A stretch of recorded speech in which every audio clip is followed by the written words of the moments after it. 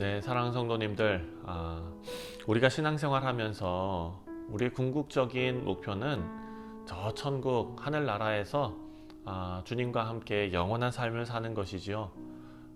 그래서 예수님께서 다시 이 땅에 재림하실 것을 우리는 믿고 기다리고 살아가고 있습니다.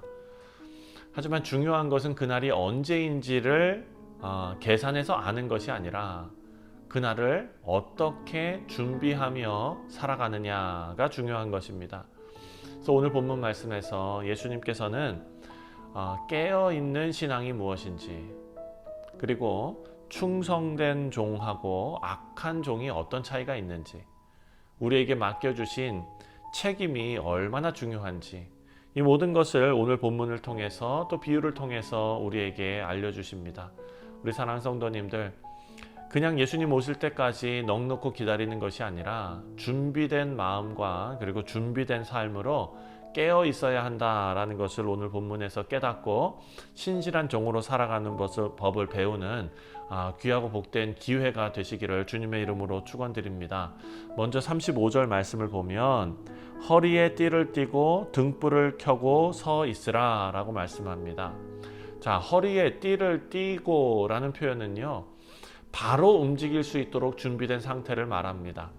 아마 군대에 다녀오신 분들은 아시겠지만 군대에서는 조를 짜서 어떤 상황이 발생했을 때 바로 대처할 수 있도록 5분 대기조라는 것을 운영합니다. 그래서 그 5분 대기조에 들어가 있는 사람들은요, 군화를 벗지 못합니다.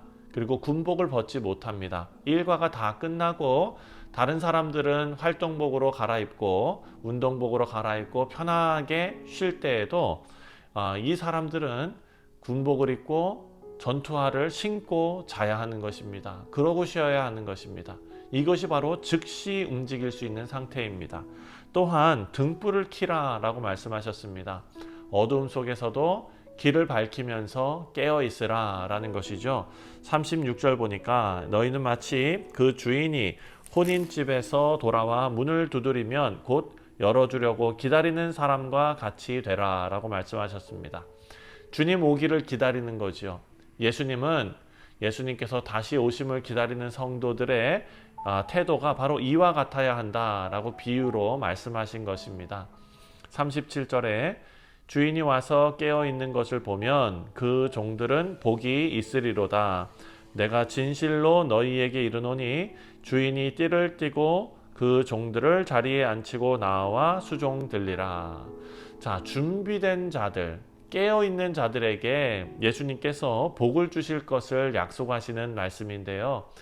깨어 준비된 종들에게 주인은 자신이 섬기는 놀라운 은혜를 베풀어 주신다라는 것입니다. 주인께서 직접 섬겨주신다. 예수님께서 마지막 날 신실한 성도들을 영광의 자리로 높이시고 하나님 나라에서 그 신실한 성도들과 함께 기뻐하실 것을 의미하는 말씀입니다. 이어서 38절에 주인이 혹 이경에나 혹 삼경에 이르러도 종들이 그같이 하고 있는 것을 보면 그 종들은 복이 있으리로다. 언제 오실지는 모르지만 계속해서 준비하는 종은 복을 받는다라는 것이죠. 여기서 알 수 있는 것은 뭡니까? 신앙생활은 한 번 열심히 하고 쉬는 것이 아니라 지속적인 믿음의 삶이 되어야 한다라는 것을 우리에게 알려줍니다. 40절에 그러므로 너희도 준비하고 있으라. 생각하지 않은 때에 인자가 오리라. 자, 예수님의 재림은 날짜를 계산하는 것이 아니라 언제든지 주님을 맞을 수 있는 준비를 해야 한다라는 것이죠. 왜 날짜를 계산하는 것이 합당치 않으냐? 우리가 날짜를 안다면 신앙생활이 게을러집니다. 지금은 그냥 대충 살다가 오시기 직전에 믿으면 되지 뭐, 이런 것이죠. 하지만 예수님께서는 항상 깨어있는 것이 중요하다 말씀하십니다. 우리는 항상 예수님의 다시 오심을 의식하며 살아가는 성도들이 되어야 될 것입니다. 그렇게 신실하게 살아가는 우리 모두가 되시기를 주님의 이름으로 축원드립니다.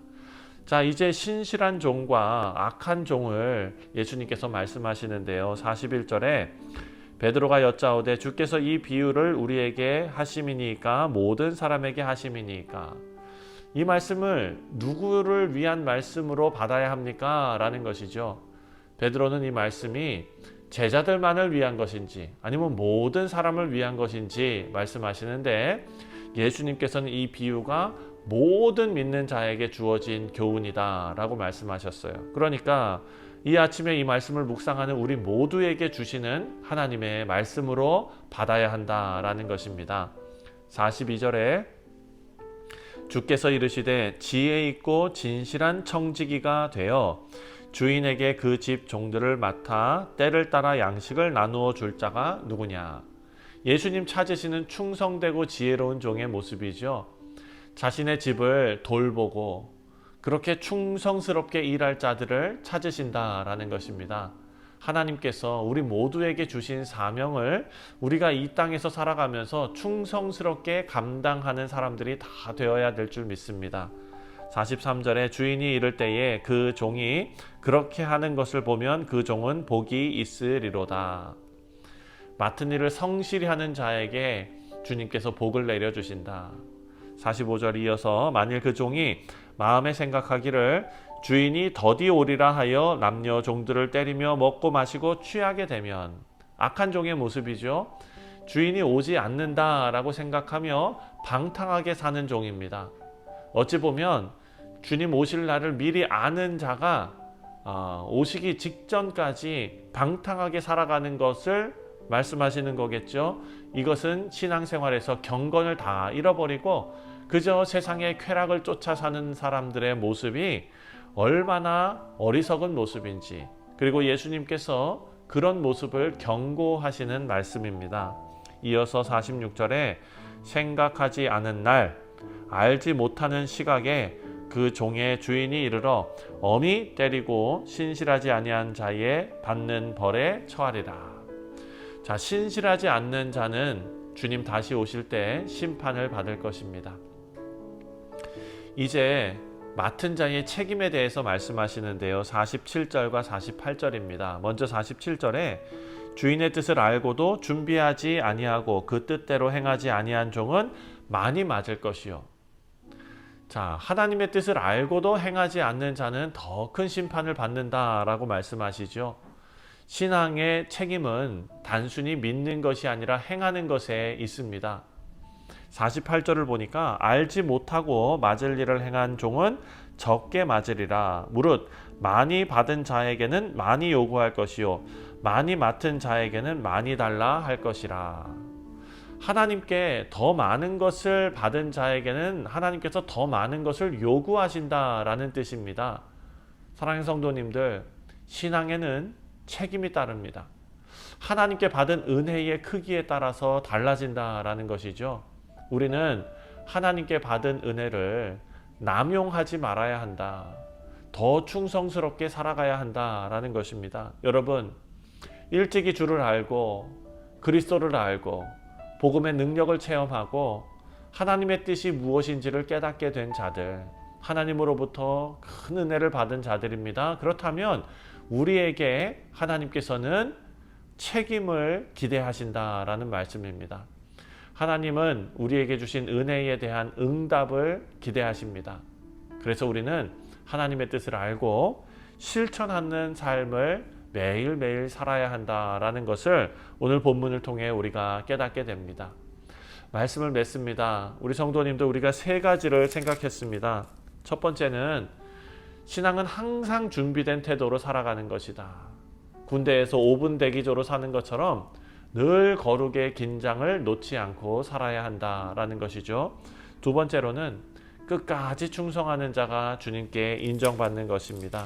주님 언제 오실지 알 수 없으니 한 번 열심 내고 쉬는 것이 아니라 끝까지 주님의 뜻에 충성하는 자들이 주님께 인정을 받는다. 마지막 세 번째로 하나님께 받은 은혜에 따라 우리의 책임도 크다라는 사실입니다.